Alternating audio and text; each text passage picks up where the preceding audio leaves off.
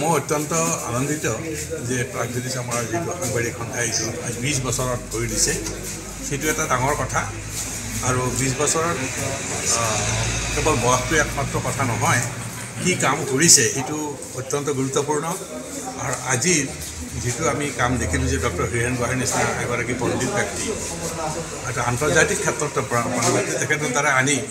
আমাক সকলোকে এগৰাকী সাংবাদিকৰ দায়িত্ব কি বা সমাজত কি চলিছে সাংবাদিকে কি কৰা উচিত এই কথাবিলাক কিন্তু তেখেতে অত্যন্ত নিৰ্ভীকভাৱে অতি সুন্দৰকৈ ইয়াতে আগবঢ়াই দিছে আৰু দ্বিতীয়তে এগৰাকী শিল্পী বাঁহৰ শিল্পী বুলি কৈছে তেখেতক সন্মান জনাইছে আনুষ্ঠানিকভাৱে এই সাংগঠনিক আমাৰ সাংবাদিক সন্থাই ইয়াৰে প্ৰাগজ্যোতিষ গতিকে সেইও এটা অত্যন্ত এটা গুৰুত্বপূৰ্ণ কথা আৰু সাংবাদিকসকলৰ সেইটো দায়িত্বৰ ভিতৰত পৰে আৰু তেওঁলোকে অন্তত ইয়াৰ যিটো পজিটিভ পইণ্ট যিখিনি প্লাছ পইণ্ট সেইখিনি আমি ৰাইজৰ সন্মুখত দেখাই দিয়া ৰাইজৰ সন্মুখত উন্মুক্তভাৱে তাক প্ৰতিষ্ঠিত কৰা এইটো কিন্তু আচলতে আমাৰ সাংবাদিক সন্থাৰ কিন্তু এটা দায়িত্ব হয় গতিকে সেই ক্ষেত্ৰতো এটা অত্যন্ত সুন্দৰ পদক্ষেপ তেখেতসকলে লৈছে আৰু তৃতীয়তে তিনিগৰাকী আসাম চিভিল সাৰ্ভিসেৰ তিনিগৰাকী উত্তীৰ্ণ হোৱা ছাত্ৰ ছাত্ৰীক ইয়াত সম্বৰ্ধনা জনা হৈছে অন্ততঃ যিবিলাক হয়তো অখ্যাত হৈ আছিল এতিয়া তেওঁলোকে অন্ততঃ ৰাইজৰ চকুত পৰিছে সাংবাদিকতাৰ আদৰ্শ দাঙি ধৰিব কাৰণ সাংবাদিকতা হৈছে সমাজৰ উপকাৰৰ কথা এটা অনুষ্ঠান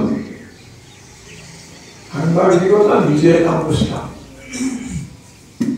যদি ৰাইজৰ মংগল চাহিব পাৰে আৰু যদি অসৎ সাংবাদিকতা ভাৱে আজিকালি যিটো বহুতৰে নীতিত পৰিণত হৈছে শাসক শ্ৰেণীৰ সা সুবিধা লৈ ৰাইজৰ মাজত ভুল বাতৰি পৰিচালনা কৰা পৰিৱেশন কৰা আৰু ৰাইজৰ অৱস্থা সম্পৰ্কে প্ৰকৃত তথ্য ৰাইজক তথা অসমৰ বহল সমাজক চৰকাৰক জনোৱাৰ পৰা বিৰত থকা গতিকে মই আশা কৰোঁ যে সাংবাদিকতাৰ ভৱিষ্যতে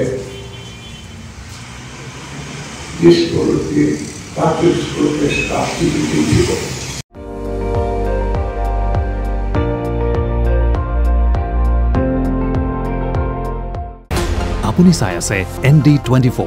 সৰ্বশ্ৰেষ্ঠ নহয় সৰ্বোত্তমৰ দৌৰ